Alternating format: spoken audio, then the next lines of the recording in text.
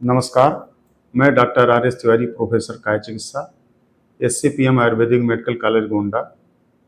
मैं भारत आरोग्य संगठन की तरफ से आप सभी लोगों का इस वीडियो में बहुत बहुत स्वागत करता हूं। आज मैं इस वीडियो में वर्षा ऋतु में स्वस्थ रहने के लिए क्या क्या करना चाहिए और क्या क्या चीज़ें अवॉइड करनी चाहिए, इस बारे में बहुत ही शॉर्ट में चर्चा करेंगे। सबसे पहले हम ये जानते हैं कि वर्षा ऋतु में या बारिश के मौसम में वातावरण में क्या क्या परिवर्तन होते हैं जिसका प्रभाव हमारे शरीर पर पड़ता है।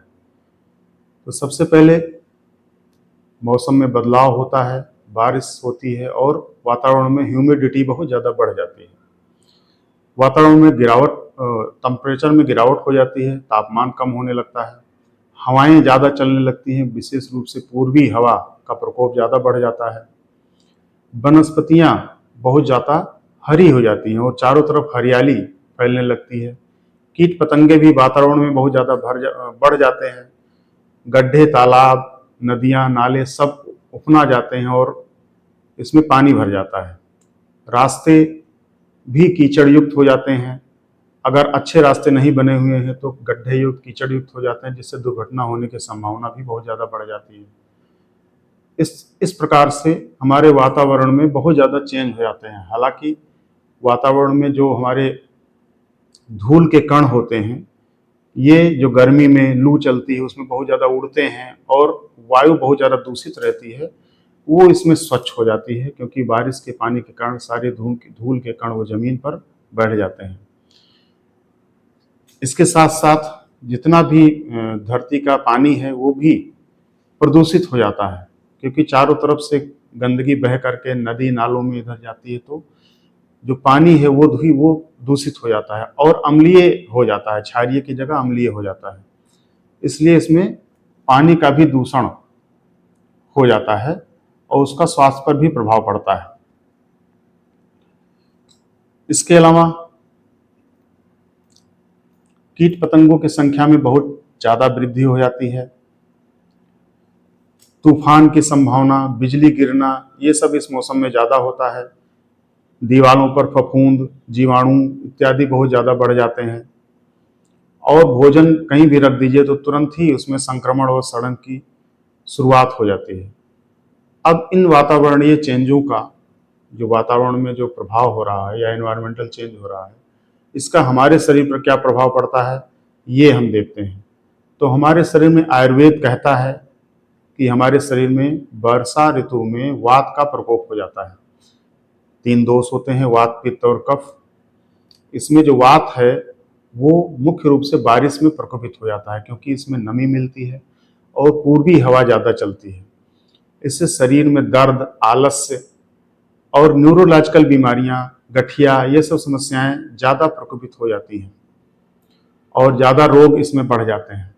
इसके साथ साथ हमारी पाचन क्षमता वो भी काफ़ी कम हो जाती है। वात दोष के पड़ने से हमारी पाचन क्षमता विषम हो जाती है। कभी अच्छे से भोजन पचता है, कभी नहीं पचता है, कभी हम भूख अच्छी लगती है, कभी नहीं लगती है। इस तरह से हमको हमारी पाचन क्षमता भी बहुत कम हो जाती है।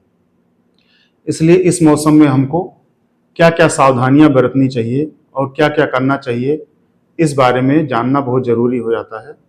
क्योंकि अगर हम सही से सावधानी नहीं बरतेंगे और जैसा ग्रीष्म ऋतु में या गर्मी के मौसम में जैसा हम व्यवहार कर रहे थे उसी तरह से व्यवहार करते रहेंगे तो बीमारियां बहुत ज़्यादा बढ़ जाएंगी और बीमार हो जाएंगे, हम स्वस्थ शरीर नहीं रह पाएगा। तो सबसे पहले क्या क्या हमको ध्यान देना चाहिए, तो सबसे पहले आहार के बारे में बात करते हैं। आहार में पहला आहार होता है पानी। पानी ही मुख्य रूप से इस मौसम में दूषित हो जाता है और पानी जब दूषित हो जाता है तो उसको पीने से उससे ढेर सारे जल जनित बीमारियां होती हैं, जिसे कहते हैं जल जनित बीमारियां। जल जनित बीमारियां बहुत ज़्यादा इसी मौसम में फैलती हैं, जैसे डायरिया हो गया, पीलिया हो गया और भी बुखार हो गया, टाइफाइड हो गया। ये सब बीमारियां इस मौसम में ज़्यादा होती हैं क्योंकि अशुद्ध पानी पीने को मिलता है। इसलिए पानी हमेशा बॉयल कर कर ही पिएं। पहले पानी उबाल लें सुबह, जितना पीना हो, उसके बाद में उसको घड़े में रख लें, छान करके ठंडा कर लें और उसके बाद में उस घड़े से पानी पिएं, तो ये सब बीमारियों से दूर रहेंगे।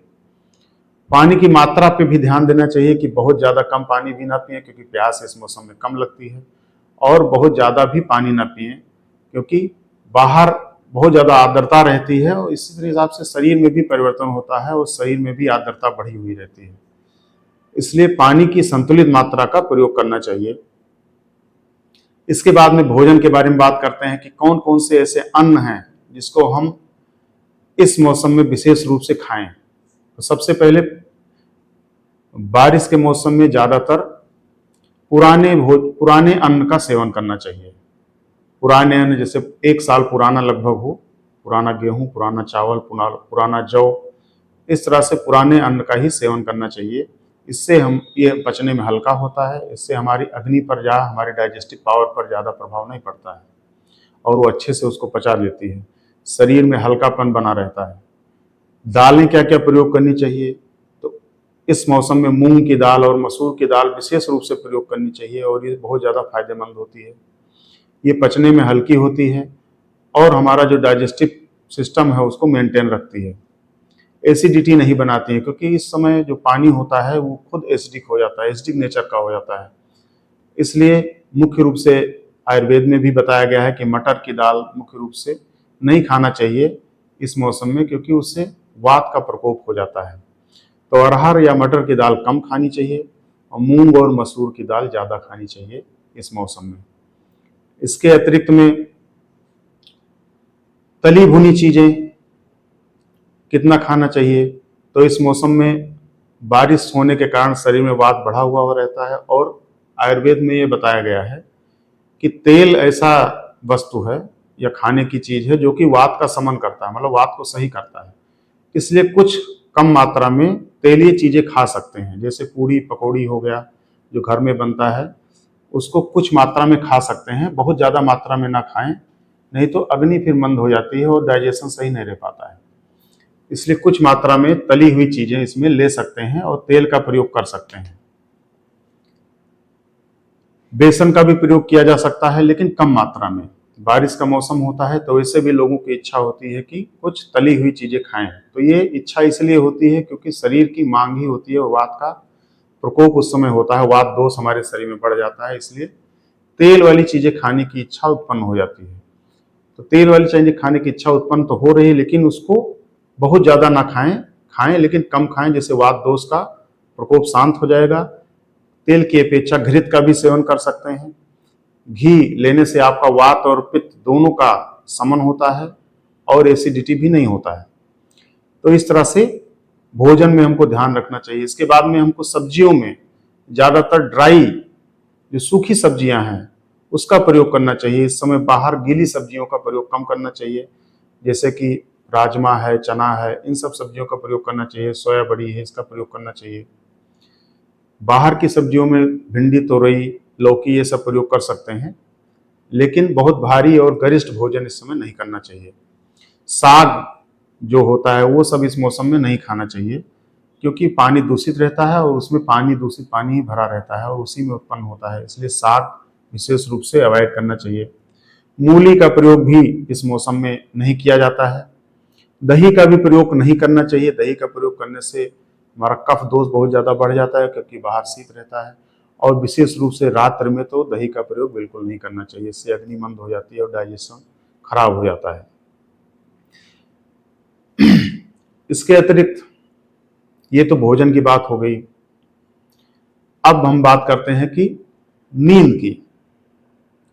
इस मौसम में आलस स्वभावतः ज्यादा आता है, क्योंकि पूर्वा हवा चलती है तो आलस शरीर में आ जाता है।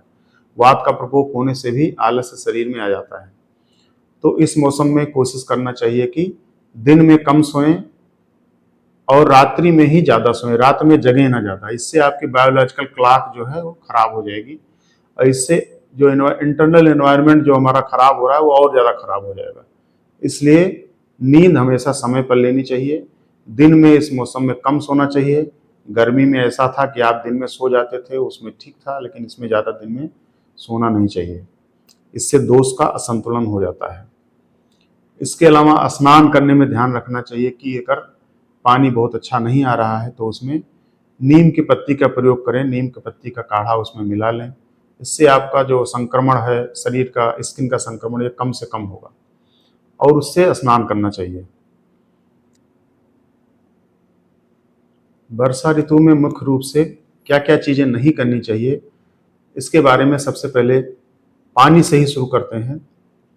तो कभी भी गंदा पानी नहीं पीना चाहिए, बिना बॉयल किया पानी नहीं पीना चाहिए। अगर कोई आरओ वगैरह लगाया है तो ठीक है, या फिल्टराइज पानी है उसको तो ठीक है, नहीं तो फिर सभी तरह का पानी दूषित हो जाता है। इसलिए हमेशा बॉयल करके पानी पीना चाहिए, सीधा पानी नहीं पीना चाहिए।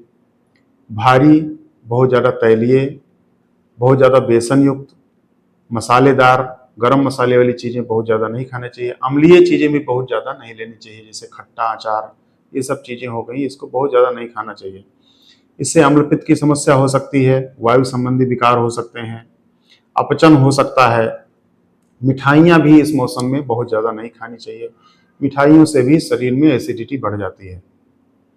ठंडा पानी, कोल्ड ड्रिंक, आइसक्रीम, ये सब चीज़ें भी समय बहुत कम प्रयोग करना चाहिए। इससे अग्नि कमजोर हो जाती है ज़्यादा प्रयोग करने से, और इससे भी पाचन संबंधी बीमारियां हो सकती हैं या रिस्पिरेटरी डिजीजेस हो सकती हैं, जैसे सर्दी, जुकाम, बुखार, ये सब हो सकता है। दही और मूली का सेवन तो मैंने पहले भी बताया है कि उसको नहीं करना चाहिए। इसके अलावा कभी भी गीले कपड़ों का प्रयोग नहीं करना चाहिए पहनने में, कि गीला कपड़ा पहन लिया उससे फंगल इन्फेक्शन हो जाता है और अन्य स्किन इन्फेक्शन हो सकते हैं। दिन में अधिक देर तक सोना नहीं चाहिए, मैं पहले भी बता चुका हूँ, और रात में अधिक देर तक जागना नहीं चाहिए। इससे बायोलॉजिकल क्लॉक हमारी खराब हो जाती है।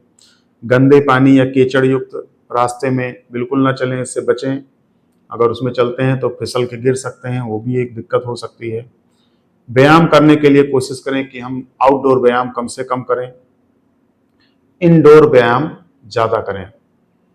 ठीक है, तो ये सब चीज़ें आप लोगों को नहीं करनी चाहिए। भीगे हुए जूते, भीगे हुए मोजे, मतलब नमी से जहाँ तक हो सके उसको बचना चाहिए, और स्वच्छता का विशेष ख्याल रखना चाहिए, जिससे कि कोई बीमारी अस्वच्छता के कारण ना हो। समय पर बिल्कुल भोजन करना आवश्यक है। इसके अतिरिक्त अगर कोई बीमारी हो तो आप आयुर्वेदिक चिकित्सक से जरूर मिलें और उनसे दिए गए सुझावों या उनसे दिए हुए औषधियों, उनके द्वारा दी गई औषधियों का प्रयोग करें। इसको जरूर करना चाहिए। अब हम बात करेंगे कि वर्षा ऋतु में व्यायाम क्या कर सकते हैं, क्योंकि वर्षा ऋतु में ज्यादातर आउटडोर व्यायाम हमको नहीं करना चाहिए। इनडोर व्यायाम ज्यादा किया जा सकता है, क्योंकि बाहर रास्ते पे चलना है, दौड़ना है, कूदना है, इसमें फिसलन हो सकती है। बारिश के कारण इससे आपको चोट लग सकती है, हड्डियां टूट सकती हैं। इसलिए कभी भी बाहर का व्यायाम, जहाँ सूखा हो तब तो ठीक है कि एकदम सूखा स्थान है, आप दौड़ रहे हैं, सब कुछ व्यवस्था है। लेकिन अगर सूखा स्थान नहीं है और नॉर्मल रास्ते ही हैं तो वहां पर कभी भी बाहरी व्यायाम इस मौसम में नहीं करना चाहिए। इंडोर एक्सरसाइजेस कर सकते हैं, जैसे कुछ योग आसन है, भुजंगासन करिए आप घर पे, ताड़ासन करिए, सूर्य नमस्कार करिए। वो भी बहुत विग्रोसली नहीं करना चाहिए, बहुत ज्यादा तेजी से, आराम से सारे व्यायाम करने चाहिए। प्राणायाम कर सकते हैं आप, नाड़ी शोधन प्राणायाम। इसके अलावा अनुलोम विलोम जिसे कहते हैं, भ्रामरी प्राणायाम भी कर सकते हैं इस मौसम में, और हल्का शारीरिक व्यायाम कर सकते हैं जो कि इंटरनल घर के अंदर ही हो जाए, वो घर के बाहर न जाना पड़े, और शरीर को अपने एक्टिव रख सकते हैं। बहुत भारी व्यायाम इस मौसम में नहीं करना चाहिए, जिससे बहुत ज़्यादा पसीना होता है और पानी की शरीर में कमी हो सकती है। वैसे ही बहुत ज़्यादा पसीना इस मौसम में होता ही है आर्द्रता के कारण, लेकिन बहुत ज़्यादा व्यायाम नहीं करना चाहिए इस मौसम में। आयुर्वेद में तो ऐसे भी बताया कि किसी भी मौसम में अर्ध शक्ति से ज़्यादा व्यायाम नहीं करना चाहिए। जितनी आपकी ताकत है उसका आधा ही प्रयोग करें। अगर आप एक्सरसाइज कर रहे हैं, व्यायाम कर रहे हैं, तो जितनी आपका शक्ति है उसका आधी शक्ति ही लगाएं। और इसका प्रमाण ये बताया गया है कि जब आप व्यायाम करने लगे और आपको बहुत सारा पसीना होने लगे तो उसी समय रुक जाएं। इसके अतिरिक्त वेट लिफ्टिंग है, मान लिया आप वेट लिफ्टिंग कर रहे हैं तो वेट लिफ्टिंग में लोग जो लोग प्रोफेशनल हैं उनकी बात तो अलग है, लेकिन जो नॉर्मल हम लोगों के जैसे लाइफ जी रहे हैं, जो घरेलू या ड्यूटी कर रहे हैं, इन लोगों को क्या करना चाहिए कि जितना आप वजन उठा सकते हैं, अगर वेट लिफ्टिंग कर रहे हैं तो उसका आधा ही उठाएं, उससे ज़्यादा ना उठाएं। और जितनी आपकी ताकत हो, जितना आपकी इंटरनल शक्ति हो, उसका आधी शक्ति का ही व्यायाम करें। ये नहीं कि बहुत ज़्यादा आपने जितनी शक्ति आपकी है उससे ज़्यादा ही पावर लगा के हम व्यायाम कर रहे हैं, उससे ज़्यादा उधक उठक बैठक कर रहे हैं। इससे आपका हार्ट पे असर पड़ता है और इलेक्ट्रोलाइट इम्बैलेंस भी हो सकता है पसीना ज़्यादा आने से। इससे आपको बहुत ज़्यादा क्षति हो सकती है या सडन कार्डियक अरेस्ट भी हो सकता है। इसलिए कभी भी बहुत ज़्यादा विग्रस व्यायाम जो प्रोफेशनल नहीं है उनको नहीं करना चाहिए। बाकी सारे हल्के व्यायाम करने चाहिए जिससे शरीर एक्टिव बना रहे। इस तरह से मैंने आप लोगों से वर्षा ऋतु में होने वाले शरीर पर, वर्षा ऋतु का शरीर पर हमारे क्या प्रभाव पड़ता है, कुछ वातावरण का क्या प्रभाव पड़ता है, क्या चीज़ें करनी चाहिए, क्या चीज़ें अवॉइड करनी चाहिए, इस बारे में मैंने आपसे बहुत संक्षेप में चर्चा की। उम्मीद है आप लोगों को ये वीडियो बहुत पसंद आएगा और इससे आप लोगों को लाभ मिलेगा। बहुत बहुत धन्यवाद।